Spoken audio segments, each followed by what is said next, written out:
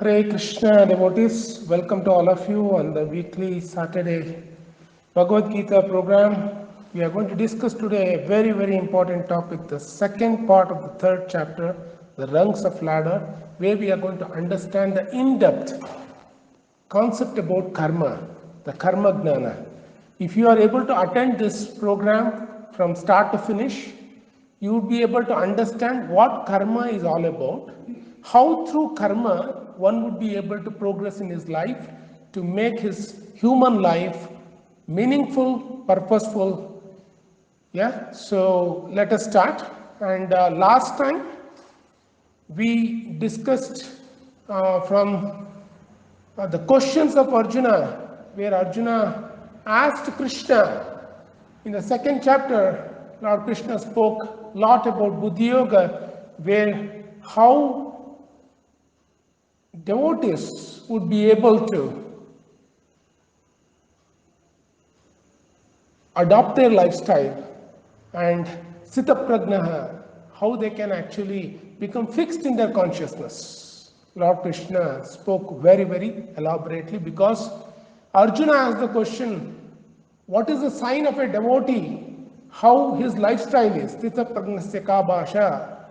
So because of that, Krishna elaborately explained the attributes of the devotee, and he spoke about the Buddhi Yoga, where one can actually elevate himself on the platform of the Varnashrama Dharma of a Brahmana, Kshatriya, Vaishya, Shudra, where they understand the occupation duty, they transcend above that, where they will be able to utilize their human life as a service to Lord Krishna, as a service to the community, with grace, with values. Yeah. So when Krishna spoke, Buddhi Yoga, the yoga of devotional service, is superior to Swadharma of performing occupation duty as a Kshatriya. Arjuna asked, why should I do my duty as a Kshatriya? Better I engage in the Buddhi Yoga, where I would better go to the forest and sit in a posture and meditate on you and perform some services onto you. So I don't want to get into the fight again. So he started justifying again why he doesn't want to fight. So Krishna spoke elaborately about what Tyaga means. Yeah. So Krishna spoke elaborately that running away from the battlefield, utilizing Buddhi Yoga as an excuse, is not going to help Arjuna. Buddhi Yoga has to be practiced and it has to be taken up with maturity. You cannot imitate a Bhakti Yogi. You need to come to a level where there's a purification of the body taken place. Purification of the body happens when we seriously take up our Swadharma, our occupation duty. So today we are going to speak about the second part. We are going to speak about the second part, where Krishna is going to speak on the different levels of karma. So the rungs of ladder.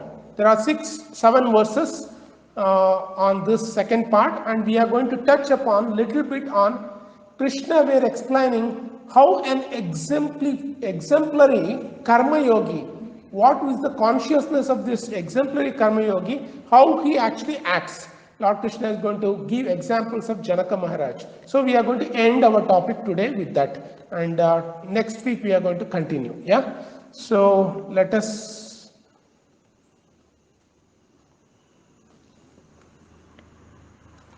start with the 10th verse. Sahayagna praja srishtva purovacha prajapatihi anena prasavishyatvam yeshavoštva yishtakamaduk. In the beginning of creation, the Lord of all creatures sent forth generations of men and demigods, along with sacrifices for Vishnu, and blessed them, saying, be thou happy by this yajna, sacrifice, because its performance will bestow upon you everything desirable for living happily and achieving liberation. very, very important verse where the creation has taken place. The planet Earth is available for everyone to live in, and all the other planets. Not just Earth is not just a one living planet. We have so many. Abrahma Bhuvana Loka Punaravartino Arjuna. There are many, many planets from earthly to the Brahma Loka where people of different consciousness live, and also there are hellish planets below the Earth planet as well. So Lord Krishna is explaining when the creation took place, when the platform is ready for living, the planets are ready for living, what happened? Krishna is explaining the generations of men and demigods. They came to this world and they performed sacrifices for Vishnu with a prayer that everyone who are going to appear in this world, who are going to take birth in this world, they can lead a happy, holy, healthy life. The objective of this planet is not to make suffering as a triggering point for people. Suffering is induced by us. Suffering is not given by the Lord.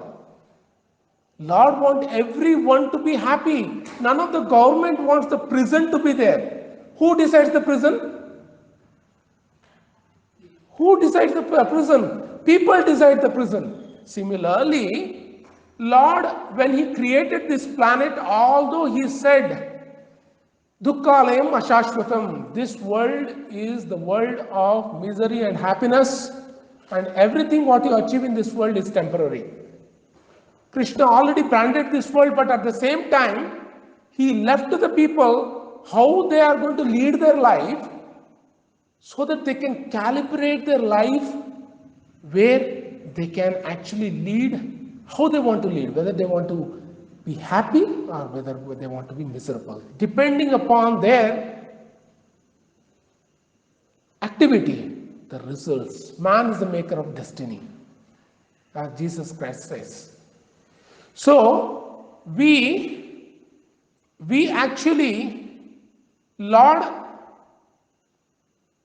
ensure this planet becomes a living planet so that everyone can be happy. Everyone, how they can be happy? By performing the sacrifices. Sakinchana, please don't distract me. So, be thou happy by this yajna, the sacrifice, because its performance will bestow upon you everything desirable for living happily and achieving liberation. So, the sacrifices is the important ingredient for everyone to be happy and ultimately achieve liberation. What is this sacrifice about? So Krishna didn't say that everyone would be happy. Krishna didn't say that everyone will be liberated at the end of the life.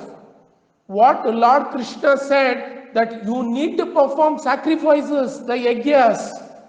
What is this yajna is all about? Is it just about making the havan kund and keeping the fire and putting the the ghee and doing that externalities of the yajna? Is this all about? No. Yajna is not just limited to that. It is also part of the yajna, but yajna is beyond that as well. So we are going to understand that.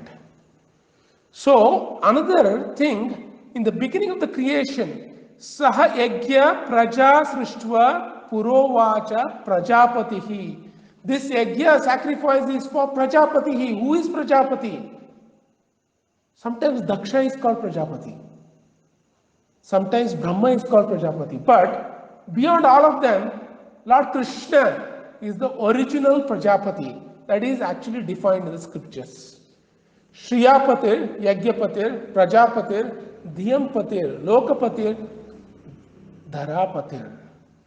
Patir Gatis,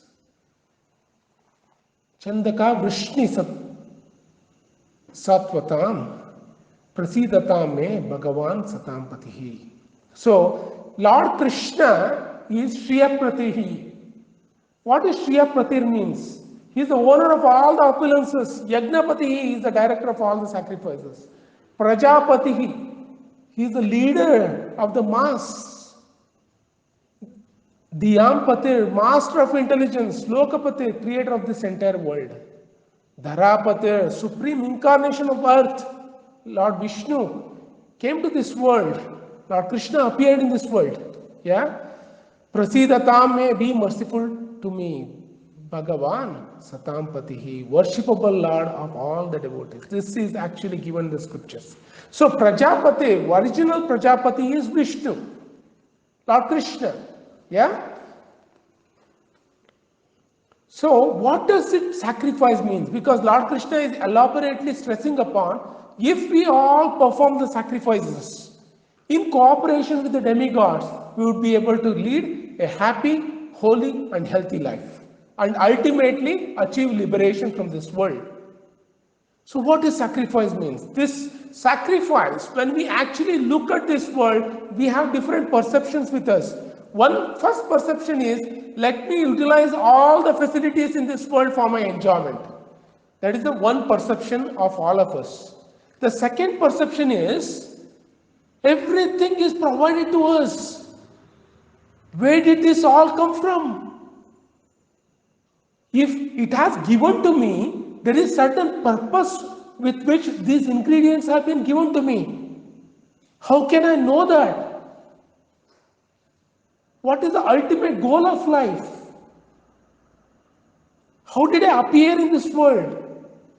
When and if everything is spoon fed to me through the nature, in the different seasons there are particular fruits and vegetables and the grains are available. Who is planning all this for my living? Why is he planning this? So sacrifice, one meaning of the sacrifice is giving up something valuable for the sake of other consideration. In Oxford Dictionary, there are different meanings of sacrifices. Sacrifice is also called, if you are killing an animal, it's called sacrifice. That is not a real meaning of sacrifice at all. The real meaning of sacrifice is you give up something for the sake of other considerations. That is actually sacrifice.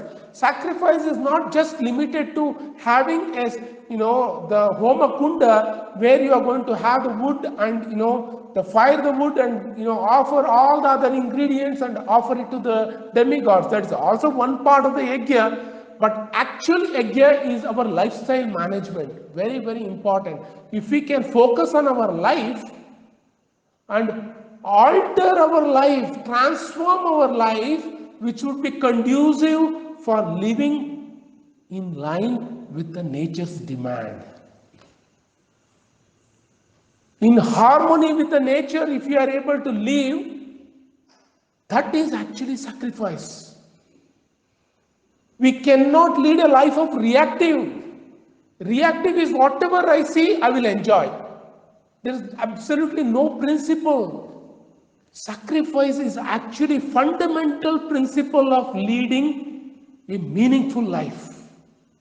A sacrifice is a fundamental principle of leading a meaningful life, where we are proactive, discriminate what is good and bad for me. That is sacrifice. If you are traveling in a road and seeing a liquor bar, if you get attracted, if the intelligence says, this is not good for me, this will not help me in my human life, and then you decide, I am not going to turn my vehicle towards that liquor bar, let me go home straight. That is sacrifice. That is the basic levels of sacrifice I am saying. How can you sacrifice various pulls, sensory demands in this world in such a way that yatato api kaunteya purushasya vipashchitaha indriyani pramatiti haranti prasapam manaha. How can you manage your mind in such a way that you actually control the pulls of the mind in different directions? If the mind says that I need to work, this looks very, very, attractive, let me go and grab it. Intelligence says it is not good for me, it is not meant for the human life. Then actually that life is a sacrifice. Not sacrifice is not just, it is not actually the worst meaning of the sacrifice in this world is what people are giving, that using goat and killing goat in the festivals and all as an offer to the devotion to different demigods. That is not a sacrifice at all. That is an abominable act. Hence, we need to understand how we mold our life, where we live our life with the principle of gratitude, with the principle of non-violence, and considering each and every living creature as a candidate for mercy. When we are merciful to each and every living entities, then that is actually a sacrifice. So this world is not the world for enjoyment. This world is for reformation. This world is for reformation. How people go to the jail after doing a mistake, they reform inside the jail. Similarly, this world has been created for all of us. We have done some mistakes in the other world where we were living in. Allide nama mane, illi bande sumane. So, the world where we used to live, a timeless world where there was no birth, death, old age, disease. We came to this world for purification. And when we go through reformation and rehabilitate as a personality of values, integrity, and character, then the human life begins. So how can I reform? How can I rehabilitate? We need to give up one important ingredient of sacrifice is we need to give up the idea that this world is for exploitation so that I can increase my sensory enjoyment more and more and more. This world is not meant for our enjoyment. This world is meant for regulated enjoyment. This, I will repeat, this world is not meant for brainless enjoyment. This world is meant for regulated enjoyment. What is regulated enjoyment is all about, we are going to discuss as the topic of the karma. So the 11th verse, Devan bhavayata nena te deva pavayantu ya parasparam bhavayantah shreyah param avyapsyata. Translation: the demigods, being pleased by sacrifices, will also please you, and thus by cooperation between men and demigods, prosperity will reign for all. Lord Krishna is giving a formula by which all the living beings in this world can be happy.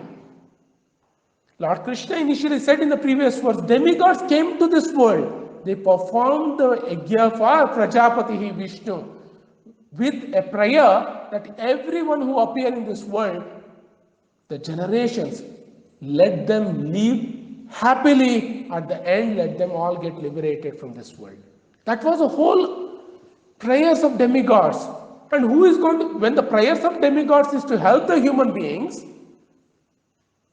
whom the human beings need to take cooperation with?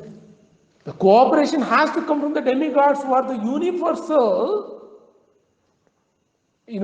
departmental heads managing different affairs of the universal creation. Someone provides heat, someone provides water, someone provides air, someone provides wealth, grains,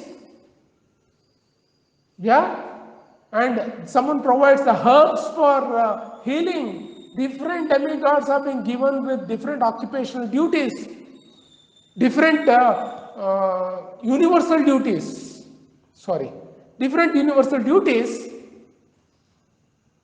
to look after the universal's different departments. So when the human beings cooperate with the demigods and help them to achieve this, then prosperity will come for all. That is what Lord Krishna is saying. So now, what is that cooperation is all about? That is the start of the karma, theory of karma.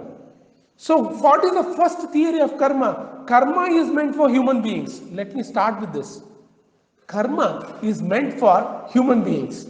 If you don't do karma, you are worse than human beings, you are an animal. For example, if you are given, human life is a life of responsibility.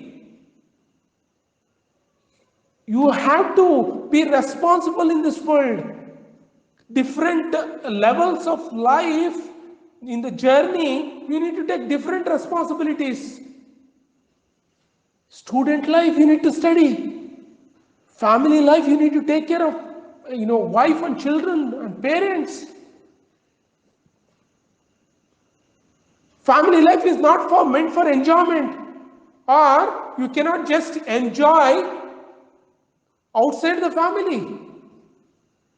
Why do I need to get married? Let me enjoy whoever I meet with. That is a heinous activity. If you are a family man, it is your duty to provide the shelter for all the family members. If you do not provide the shelter for family members, if you do not take a responsibility of taking care of the family members and protect them, it is worse than the animal life. So the karma begins with you taking responsibility. So karma kanda is where you do your responsibility, enjoy. I am entering family life, I want to enjoy.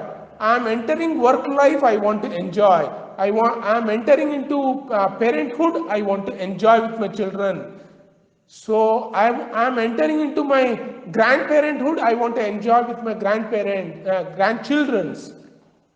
So the only motto of a karmakandi person is to enjoy, and 99% of the people in this world are just doing this. They work like a donkey, taking care of the family, taking care of certain needs of the family, and enjoy. For a small spark of lust, they give up. They give up their value system. That is all about karma kanda. Karma kanda is filled with reactions. It's filled with the reactions. For a little bit good, you get some reactions, some progress.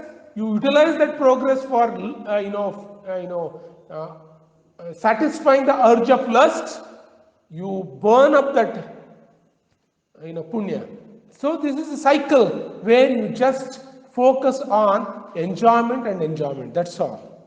What is the next ladder is all about? Sakama Karma Yoga, where you are still attached to your activities, but you understand that you recognize a person who is actually supplying all the ingredients, and you decide that let me offer some results of my activities to the service of the Lord. That is called sakama. Sakama is you are attached to the fruits, you want to enjoy the fruits, at the same time you want to share some part of the fruits to the person who has actually bestowed you.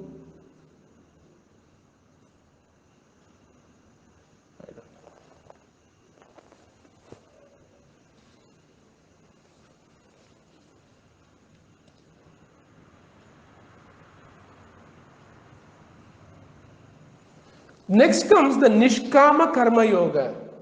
What is Nishkama Karma Yoga? He is detached completely from results of the activities. He may still have attachment to performing that particular activity, but he has more inclination about utilizing all the results of the particular work in the service of the Lord.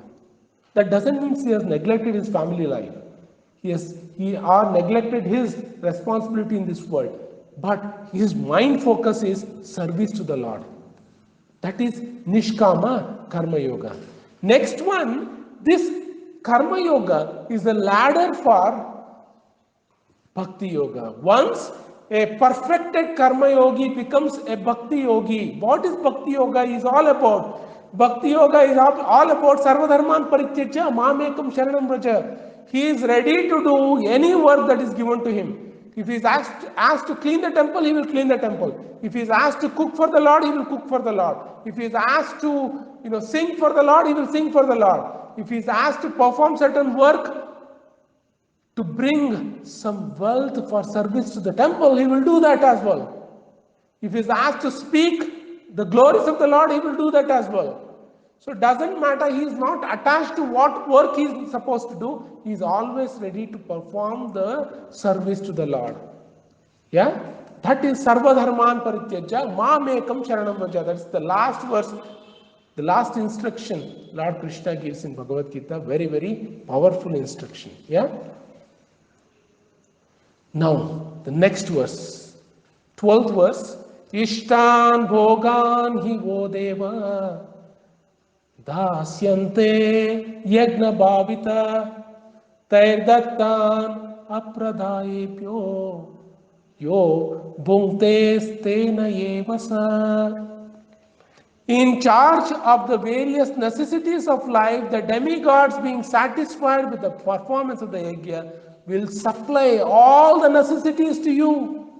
But he who enjoys such gifts without offering them to the demigods in return is certainly a thief, chore. So Lord Krishna here explaining everything what you see in this creation is supplied by the demigods of different departments.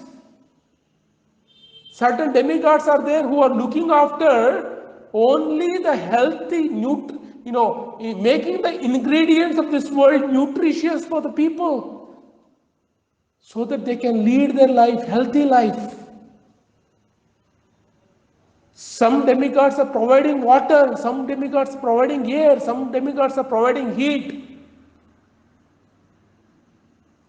So before we accept the gifts that is provided by the nature, if we are intelligent, we need to ask how all these ingredients came in first place. Who provided these all ingredients? Let me be thankful to them, because I didn't produce the apple, I didn't produce the cherries, I didn't produce the water as well, I didn't produce the heat that is coming from sun, I didn't design the sun. Who is giving me all these things? Let me be grateful to him. This is the consciousness. Sacrifice is all about consciousness. Sacrifice is about externalities. Externalities is just an outcome of your consciousness, that's all.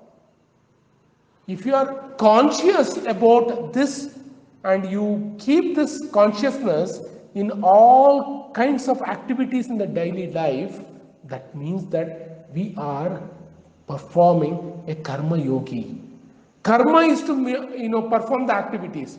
Yogi means to introspect, discriminate, connect through these ingredients. Plucking the apple, there are two kinds of people who are plucking the apple. One wants to enjoy, one is graceful, realizing that someone has supplied me, let me be thankful to him. Before enjoying, he becomes graceful and grateful to the supplier, who is Lord Krishna. So it is just consciousness by which we can transcend from karma kandi, which is all people in this world do, to a karma yogi. Karma yogi is not just by thinking that let me be grateful. If he thinks about let me be grateful, he will transform his lifestyle in such a way that through his activities, he demonstrates that he is grateful to the Lord. It is not just that, I am grateful to the Lord and then he goes to the pub and he sits in front of chicken Manchurian and starts drinking all the whiskey and triple X rum and everything. That is not grateful. A grateful person is always leading a life of values, integrity, and character. Very, very important. So, now let us understand nature is providing each and every ingredient. I hope all of you are watching the slide when I'm speaking. Yeah? Nature is providing all the necessities. So all people in this world say, okay, be hard worker and achieve something in life and, enjoy. You need to be honest. Don't actually trouble anyone. Don't cause any pain to other people. Don't give misery to other people. And, enjoy whatever you get and lead your life. That is what most people talk about. So, one thing we need to actually look into. Honesty, be honest. Everyone says be honest. Honest, what is honesty is all about. I am honestly working in this world. I will tell you, honesty is impossible to achieve in this world. It is impractical. Why? Because we are utilizing all the ingredients which are supplied in this nature, which we didn't produce in the first time. The ingredients which we are using, which doesn't belong to us. So, for example, if you go to someone's place and do you go and just pluck whatever there in their house and start eating? You ask their permission. So everything, all the ingredients are provided to us in this material world. Did we take permission before utilizing it? Did we ask how are we meant to utilize this? Did we check how we need to actually utilize this for my journey? We blindly started utilizing everything what is being provided to us in this nature. Are we honest? For example, if you go to a mall, can you take all the ingredients in the mall and just walk out of the mall? You will be thrashed and beaten. Similarly, in the material world also, what is happening is the mall of this world, everyone are just walking in and just plucking everything they want and they are not grateful. Because of that, the punishments are there, which we are all experiencing today. Corona is one form of it. So, just by saying, let me be honest, that is not going to help us. We need to act honestly. Otherwise, we are all thieves.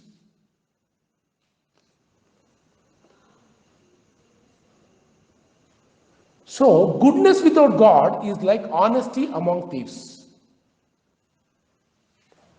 What is goodness without God? So, 6 people went to a bank. They robbed a bank. 6 thieves. And they looted each and every wealth from the bank. After taking all the wealth out from the bank, they went to their room and they kept all the wealth on the table. And one of the thieves said, "Ye sab mehnat ka kaam hai. We have struggled so much and I have put so much of effort and I have risked my life. Let us honestly divide among all of us all this wealth." Is this considered to be hypocrite? First of all, the wealth doesn't belong to them. They stole all the wealth which doesn't belong to them, and they are now coming and they are giving an armchair philosophy. that let us honestly divide this wealth among all of them. Is it called honesty? It is hypocrisy. So goodness without God is like honesty among thieves. Everything is provided in this world which we didn't produce at first place. So let me be good, let me be honest, let me not trouble others. So what is the problem? I am leading my life, I am not troubling anyone. Who are you to tell God and all those things?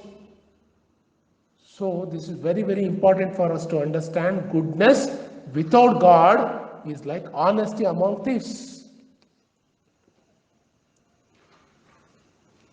Next verse, very important verse, 13th verse of 3rd chapter.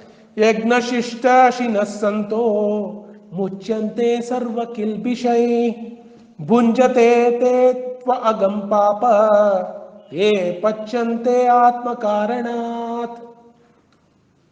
So the ingredients are provided to us, and I told you in the previous verses, if we have little intelligence, we are not just going to grab it and just eat like a hog. We are going to be grateful. Eating, everyone does the activity. But what is therein is consciousness with which we eat. If we are grateful heart, and if we accept the ingredients that has been provided to us, then we get elevated. If we are ungrateful, if we just eat without any mercy, and we just eat it for my enjoyment, I am eating, I am enjoying, I have earned through my hard work, let me enjoy.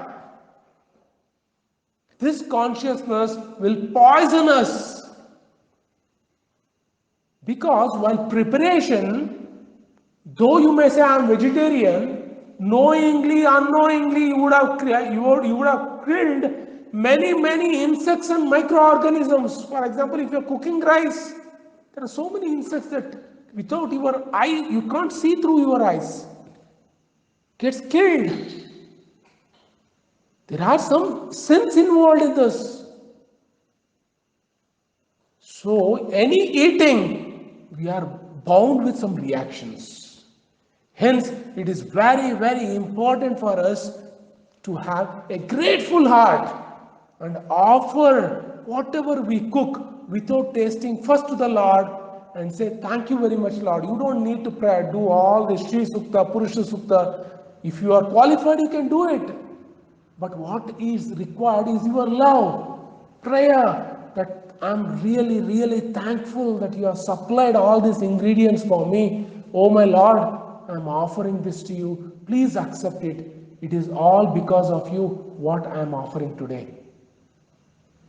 This consciousness with which if you offer and accept whatever you cook as a prasad after offering, then you are actually released from all kinds of the sins that is involved while cooking.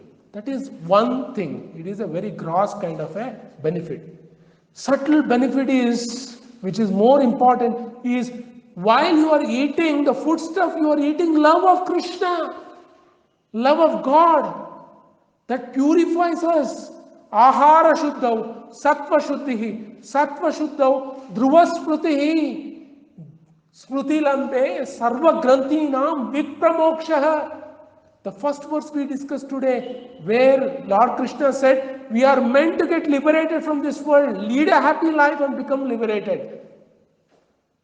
Vipramokshaha, how to become liberated? Ahara shuddhav. First thing that starts is ahara shuddha. We need to have very, very pure food when we are eating. Food becomes purified when we offer to Krishna, when we offer to Lord Krishna or Lord Vishnu, or Lord Ram. So any of your deities, please offer it before accepting it. Otherwise, there are people who think that this entire world is meant for my enjoyment. This entire world is meant for my enjoyment. Let me eat.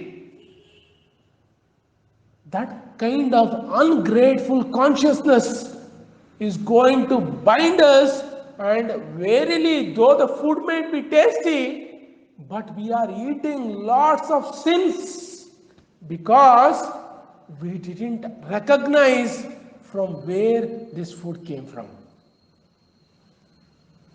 Hence, it is very, very important that we offer the food what we cook before eating. Otherwise, we are going to eat sins. World is not meant for our enjoyment. Yeah? So please recognize this. 14th verse. Annad bhavanti bhutani parjanyadanna sambhavah यज्ञात् भवति पार्जन्यो यज्ञ कर्म samudbhavan. All the living bodies subsist on food grains which are produced from rains. Rains are produced by performance of the yajna, the sacrifice, and yajna is born of the prescribed duties which we are going to discuss today. So everything you are seeing in this world, all the paddy field, the sun which provides everything, the supplies all the ingredients, the air supplies ingredients, rain supplies ingredients, water, all the soil ingredients that makes up the rice. Who has given the rice? Rice is given by the nature. Nature has given through all the necessary energy by which the rice paddy field has grown, and it has given the rice grains or wheat grains, anything, any grains you take. Annad bhavanti bhutani. We all, to live, we need food grains. Parjanyad anna sambhavaha. Very, very, very important. The food grains come from rains. Yajnat bhavati parjanyo, by doing sacrifices.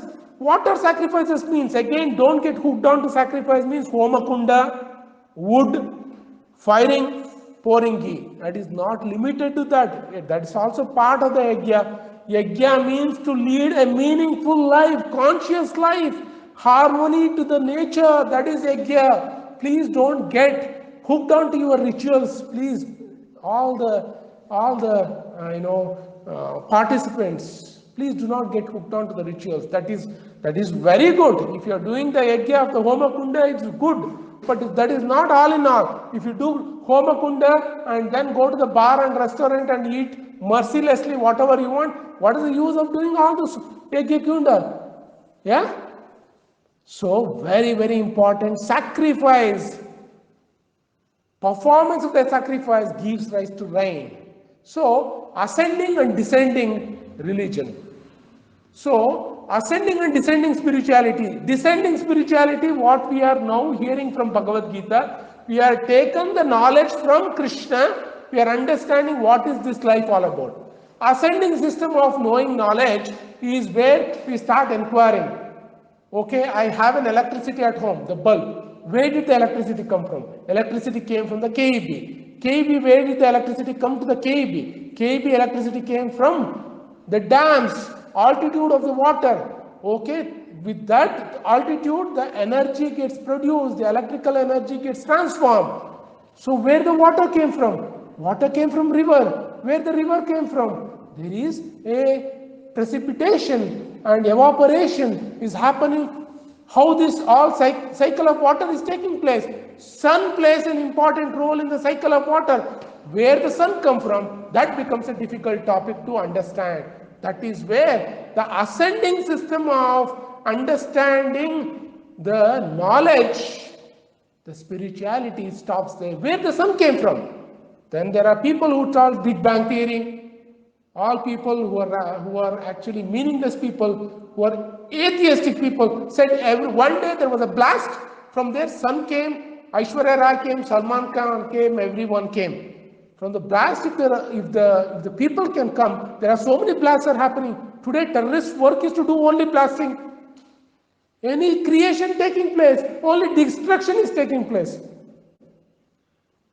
All the theory, Darwin's theory of evolution, one day animal was eating grass on the earth. All the grass became dry. There was no grass to eat. Animal started actually, elongating its neck to pluck the leaves from the tree. And while the elongation, the animal which had a short neck became a long neck giraffe. If the grass is not there, how the tree would come? Is it a meaningful? So we need to understand this. Darwin's theory of evolution is not the creation. And the Big Bang theory doesn't explain the creation. Creation is all about intelligent design. So none of the Big Bang theory, none of the Darwin's theory of evolution can actually define how the creation started. Creation, if you want to understand how the creation all started, we need to understand from the Creator himself. So it is very, very important that we actually understand through our Vedic scriptures. Vedic scriptures have given all the information about how the creation took place. For an artificial rose to make, people are involved.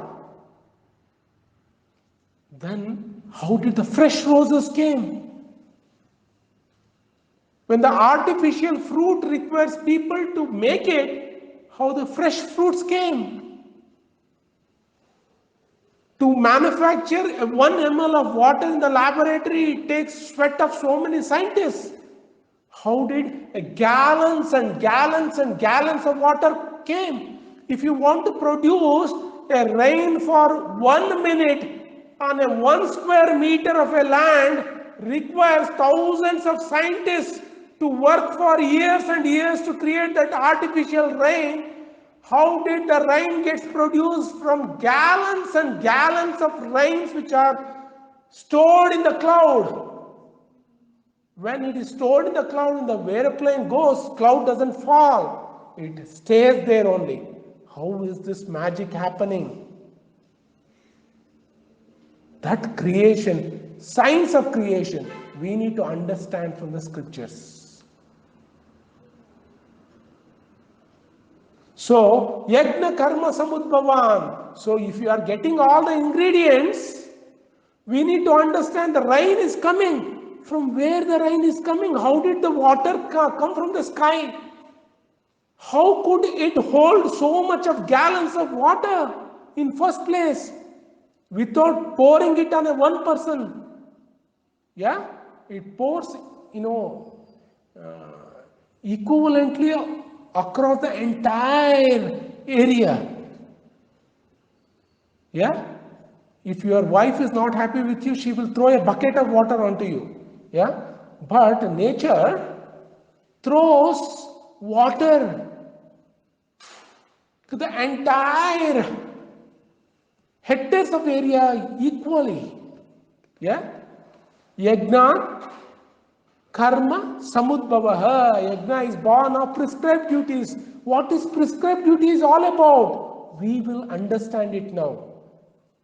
Duty, we discussed about duty is that you perform any work. I wanted to take care of the family for my enjoyment. I want to study for my enjoyment. I want to work for my enjoyment. I will have my children for my enjoyment. So what is about prescribed duty? Prescribed duty is an upliftment of consciousness from the normal duty. Karma kanda, karma yoga. Karma yoga is a prescribed duty. Prescribed duty comes from recognizing the ingredients which is given to us. For example, you are working. I want to buy, the anniversary of my marriage anniversary is coming. I need to buy a necklace for my wife. I will work day and night. I will go for night shift. Work, so that I can give one necklace to my wife. In that working, your body becomes unhealthy. You become tired. You become stressful. You go to a doctor. Doctor, I'm so stressed. I'm so weak. Please tell me what has happened. Doctor looks through you, your eyes and pulses and everything, and he says, thinking about your jewelry, your BP has risen.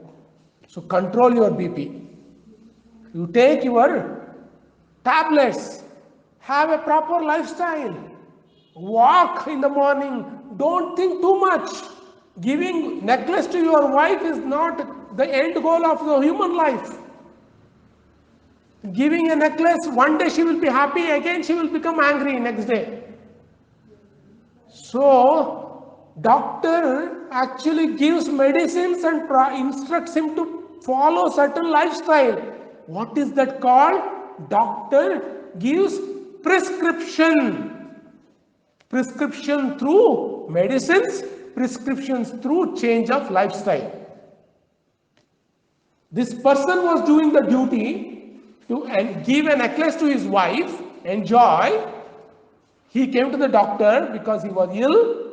Doctor prescribed a certain medicine. Similarly, we enjoy day to day, enjoy our life, work. In all aspects of work, our entire motivation is to enjoy. We also become tired. We one day start saying, I'm doing all these things. I bought necklace on the marriage anniversary day, worked for night shifts for hundreds of days. I only know how much I sweated. After giving necklace, she is not happy. She is thinking the neighbor had little bit more brighter necklace, more costlier necklace. What is this life all about? Whom am I satisfying in this life? This question comes, then he goes to the doctor. Who is the doctor? Our scriptures are the doctors.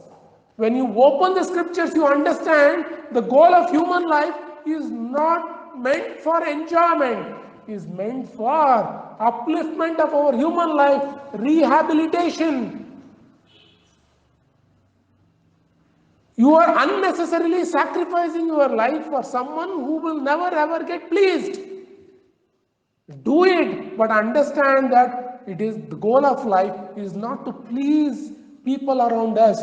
Please Krishna, yatataror moola nishechanena, trupyante skanda bhujopashakaha. If you water the roots of the tree, all the other parts of the tree becomes happy. If you keep Krishna in the center at your home, all the family members becomes happy because you supply everything fresh to Krishna before actually giving it to all the family members.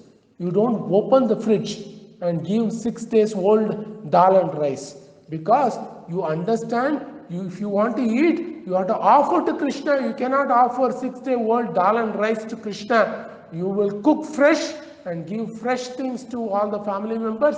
Their health will also improve. Ahara shuddho, sattva shuddho, dhruva smriti lambe sarvagdantinam vipramoksha.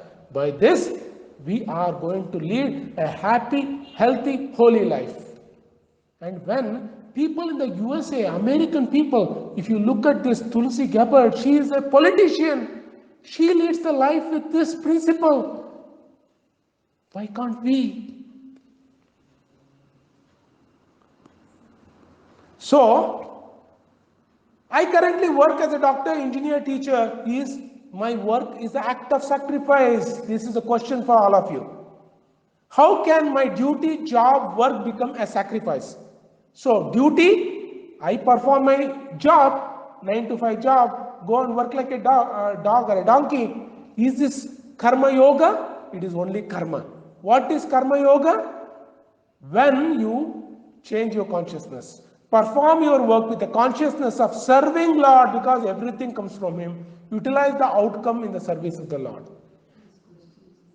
So I don't have time. Might be, can we ask this slide later, or we can? Becoming a mother or a father is just a duty. Everyone becomes a mother. What is the big thing about? But understanding the responsibility of the parent, becoming a parent is a great responsibility.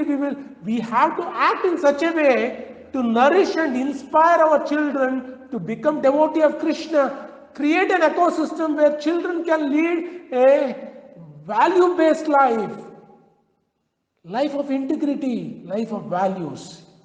That is actually Karma Yoga. I am getting married. Everyone are getting married here. What is big thing about it? The lower than karma is animal life, where you just enjoy without even getting married. Karma is where you are taken responsibility, you got married. Okay, fine. But is it sacrifice? No. You might buy hundreds of necklaces to your wife, that is not a sacrifice. What is sacrifice? Karma Yoga. What is Karma Yoga? Objective of my marriage is to utilize this opportunity with my wife to create an ecosystem at my home where I can keep Krishna in the center and actually surrender to him along with my wife and lead a life of integrity, lead a spiritual life of devotion. Cooking and eating is a duty. You go and buy all kinds of nice ingredients for your children and cook for them. That is just a duty. That is not a sacrifice. Today you might be thinking till today I was thinking I was sacrificing. That is not a sacrifice. You might all do all the hard work bringing all the ingredients, but that is not a sacrifice. Actual sacrifice is when you bring all the fresh ingredients, cook with devotion, offer it to Krishna, recognizing everything is coming from him and then accepting it as a prasad. That is actually connecting, eating also, and making it as a sacrifice. Study and getting marks and becoming an engineer, doctor, or a IIT professor, or whatever you want to do, working in Google. That is just a duty. That is not a sacrifice. You might use it for your family and all those things, build a bungalow and all those things. That is not a sacrifice. I will study well as a service to Krishna, become an example in the society. Thereby, if I take a responsible job, everyone will get inspired from me. Looking, a devotee of Krishna has taken such a responsibility. Through that responsibility, you can become a role model to the entire society, where entire society can also get transformed. That is actually sacrifice. I will provide better facilities to the children, build a home, build a car, nice, cushion, bed, and AC and everything, and all kinds of facilities in home. That is not a sacrifice, my dear friends. Sacrifice is creating an environment where children can naturally take up spiritual life. And they become inspired by seeing your life. You cannot say, oh children, bow down to Lord. If you don't bow down yourself, children will actually think, he is a hypocrite. So we need to teach them through our example. Yeah? So I'm just giving you a few examples of how you can transform from karma to karma yoga.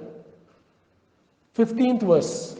Karma brahmodbhavam vidhi brahmakshara samudbhavam tasmat sarvagatam brahma nityam yajne pratishtita.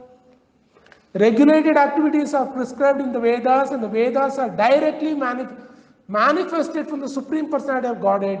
Consequently, all pervading transcendence is eternally situated in acts of sacrifice. So here, karma brahmodbhavam vidhi. So regulated activities. Here, first word is, they are not saying activities. Regulated activities are prescribed.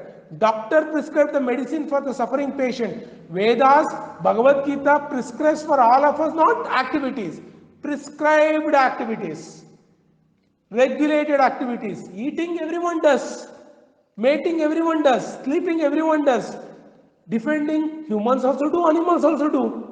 What is so, we need to perform regulated activities. Let you consume activities. Let the activities don't consume you. What does that mean by? We eat, animals also eat. We procreate, animals also procreate. What is the speciality about human life compared to animal life? Ahara nidra bhayamaitunamsha samanya etat pashubinnaranam dharmo hi tesham adhiko vishesho dharmasya hinaha pashubis samanaha. Sleeping, ahara, nidra, ahara, food, eating, mating, sleeping, defending. Samanya edat prashupi naranam. Human life and animal life is also same. Dharmo hi tesham adhiko vishesho. Understanding, regulating these activities. Eating we need to regulate. Sleeping we need to regulate. Procreation we need to regulate. Defending also we need to regulate. If we don't regulate our life, we are nothing but animals. Karma Brahmodbhavam Vidhi. Who prescribed how to regulate? Regulation is directly comes from the Supreme Personality of Godhead. We sleep, animals also sleep. We work, animals also work. There is nothing special about human life if we do not regulate our lifestyle. How to regulate our lifestyle of eating, mating, sleeping, defending? We need to understand from scriptures. Otherwise, if we do not read scriptures, do not read Bhagavad Gita to understand what is human life is all about, we are nothing but animals. So are we technically advanced, sophisticated, two-legged animals just like animals? No. We are human beings. How to lead a life of human being? That is what is given in this verse. Regulated activities we need to perform as prescribed in the scripture. We cannot be dressing like a human being, have a heart of an animal. I never knew I need to regulate my activities. Bhagavad Gita is telling about regulating activities. How can I regulate my activities? Yeah? That karma brahmodbhavam vidhi. This regulation of activities is given by the scriptures. Scriptures are given by whom? Brahma Akshara Samudbhavam. This Brahma, the knowledge of how to lead life, is given by the creator of this entire universe to Lord Brahma, the first Prajapati in this material world. And he has given the knowledge to all of us. Tasmad Sarva Gatam Brahma Nityam Yagne Pratishtitam.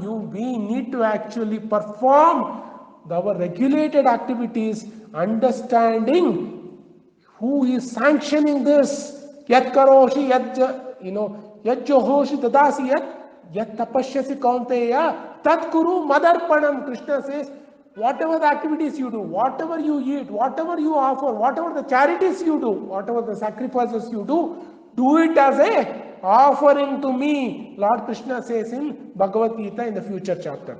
That is called Nityam Yagne Pratishtitam.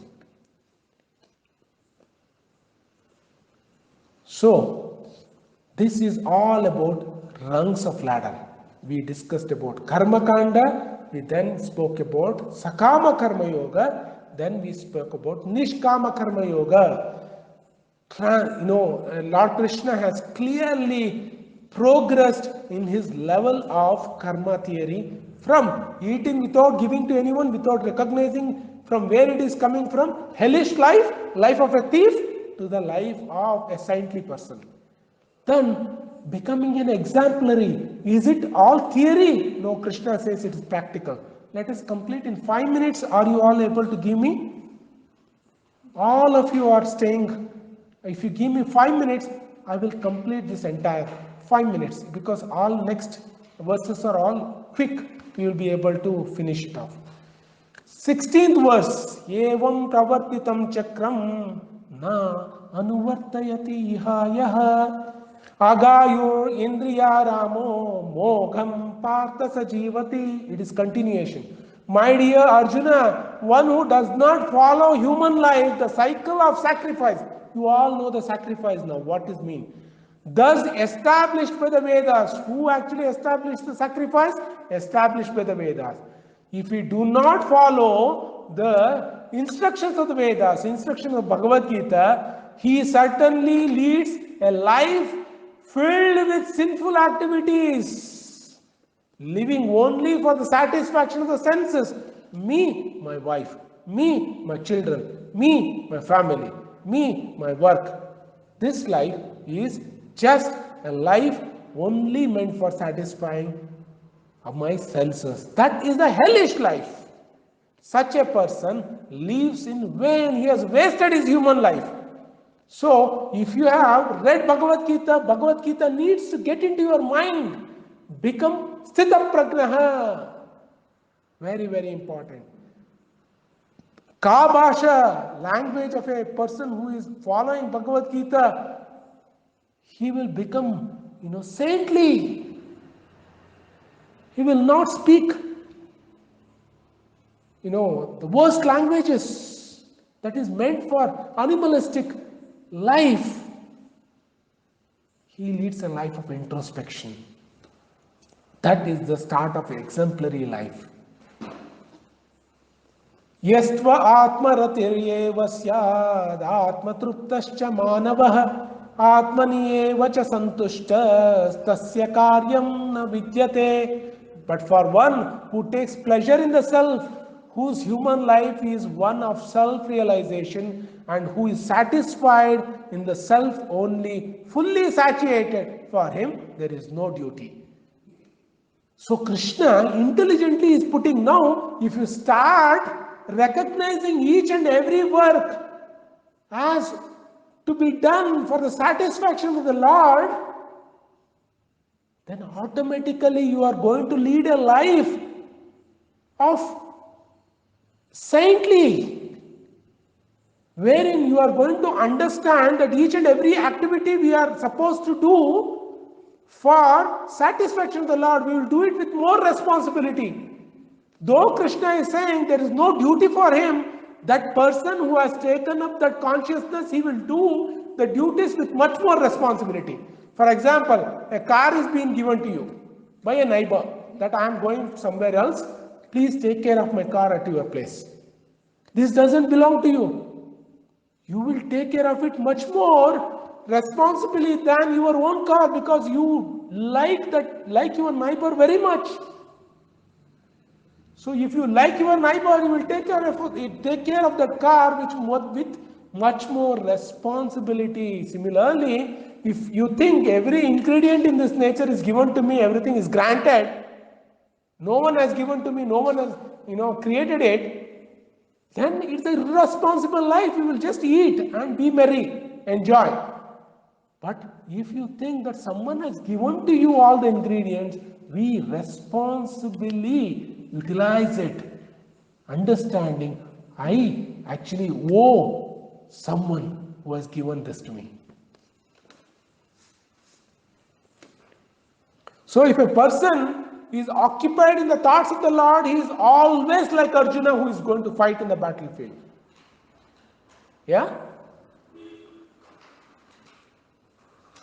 Naiva tasya krutenartho na kruteneha kaschana na chasya sarvabhuteshu kaschid artha vyapashrayah.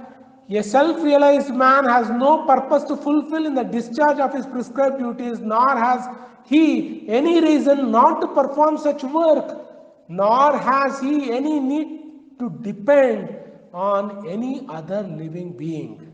Very important verse. If a person has already fulfilled the mission of his human life and he is watering the root of the tree, he is not accountable to the branches, leaves, because he is supplying to the root. Leaves doesn't know that the person is actually taking care of the root from which the leaves are also becoming healthy, the fruits are also growing, the seeds are also growing, everything coming. If they do not recognize this person who is actually watering the root, that is their problem, not his problem. Yeah? So, he is not accountable to anyone in this world. That doesn't mean that he has stopped his responsibility. Because of his rooting, because of his watering the root of the tree only, the leaves are all coming, the branches are coming, fruits are coming. Hence, he has fulfilled his goal of human life. Tasmad asakta satatam karyam karma samachara asakto hi acharan karma param apnoti purushah. Therefore, without being attached to the fruits of activity, one should act as a matter of duty. For by working without attachment, one attains supreme. So, again coming back, Krishna is encouraging Arjuna that you have to fight in this battlefield as and service to me without becoming attached. Who is going to, live after, who is going to be alive after war? Whom I can show my victory? All those things, don't think about it, only fight. Now Krishna is giving an example of Janak Maharaj. Karma naiva hi samsiddhim ashtita janakadayah loka sangraham yevapi sampashyan kartum arhasi. Kings such as Janaka attained perfection solely by performance of the prescribed duties. Therefore, just for the sake of educating the people in this general, you should perform your work. Janaka didn't have any obligation to perform in this world. He was not bound by any activities in this world. But if you see, to benefit his citizens, he actually went to the land and he started digging so that he can cultivate for his citizens of his kingdom. There, while digging only, he found whom? He found Sita within the earth. Why Janaka has to go and do the plough? Why he needs to do that? He is not obligated. He is not bound by any duties. He performs because he wants to become an example to the society. Krishna is saying, "Oh Arjuna, you become an example by performing your duty. As a Kshatriya, you need to actually fight in this battle, establish the dharma as a service to me, become an example where entire community will see that Arjuna followed the instruction of Krishna and surrendered to Krishna's will and fought in the battlefield, established the dharma." That is the goal of life. Oh Arjuna, fight, because Janaka Maharaj also took the responsibility, although he didn't have any obligations. So I would stop here.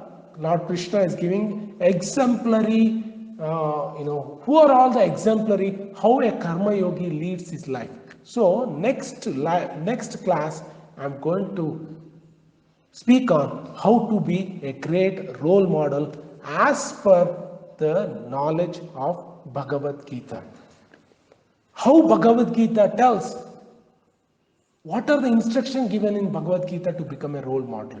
How to become a role model? Yeah, we will speak about this in the next week. Thank you so much. Hare Krishna.